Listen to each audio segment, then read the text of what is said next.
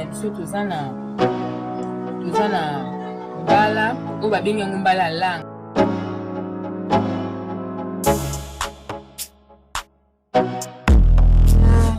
Tomate na ngambuma na litungulu nanga na ai na ndembi na mafuta na ngai bila. Fumbwa na ngai eza na ba légumes oyo na rotia na kati. Aza na tomate nguma Namba niki te yango. Awa sikoyo ekomi ya konika basi baniki yango na machine. Mboloko na ngai yango.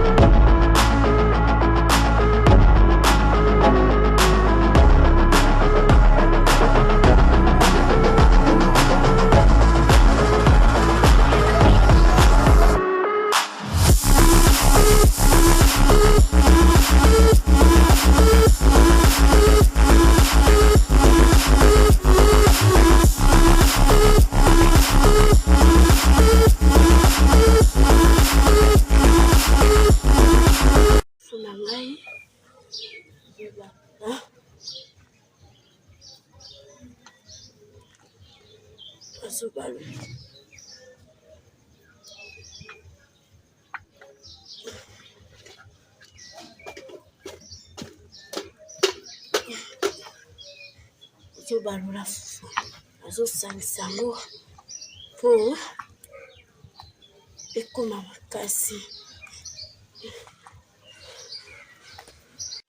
Ok, fufu na ngai yango oyo azobalisa yango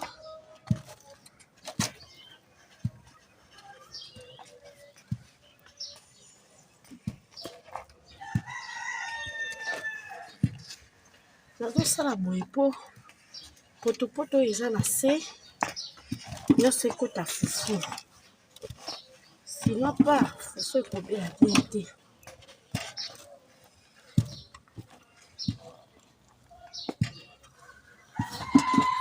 Yango wana nazobalula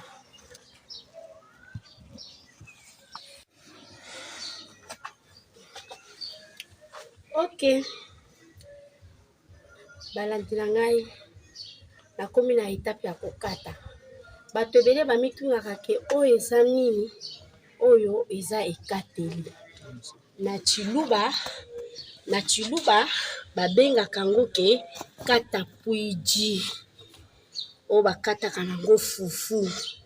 Eza deux sortes ya ekateli. Koza ekateli lushi wana ezalaka muke makasi ekataka fufu muke. Oyo peza nde ekateli ya biso ya baluba peza oyo baliaka fufu ya minene nde yango oyo. Komona yango kata puiji nde omonaka basi ebele ya Kinshasa bakataka fufu na ekateli. Ekateli yango oyo azokata nango fufu na nga nazotia na nzungu. Yango soko pakoli ka huile okata fufu facile.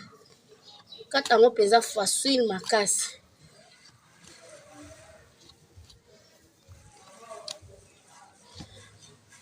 Ok. Ngoyo kata puiji na nge ezosala mosala.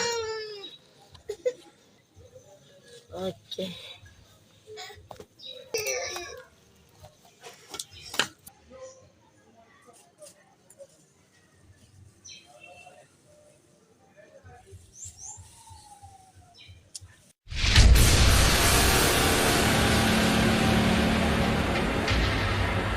Ekateli ezo permettre biso pona nini? Système ya ekateli ezo permettre biso ko rassembler fufu. Na nzeta fufu azobimisa fufu po etikala te. Yango na rassembler fufu nyonso na ekateli. Permettre biso na rassembler fufu. Azobalula oyo na ressemblaki pona tia na nzungu.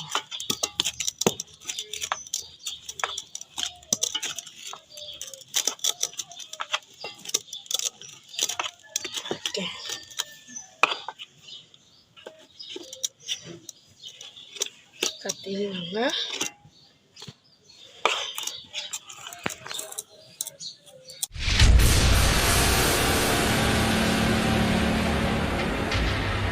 Et Sagevon vous propose nos poissons du terroir qui grandit et pêchés au grand et majestueux fleuve Congo, plus précisément en Mbandaka. Donc ce sont des poissons congolais de père et de mère. Ba papa ba maman bandeko, bo lembate, bo somba nzombo mongusu, bambisi oyo, papa la bango na maman la bango azali congolais. Bo benga na numéro 082 63 55 805. Pona ba commande, pona koyeba talo, pe pona koyeba esika ni mbisi ezali. Nous pouvons vous livrer le poisson, donc n'hésitez pas à nous contacter. Peu importe avec quoi vous allez préparer ce poisson, il sera toujours excellent. Goût!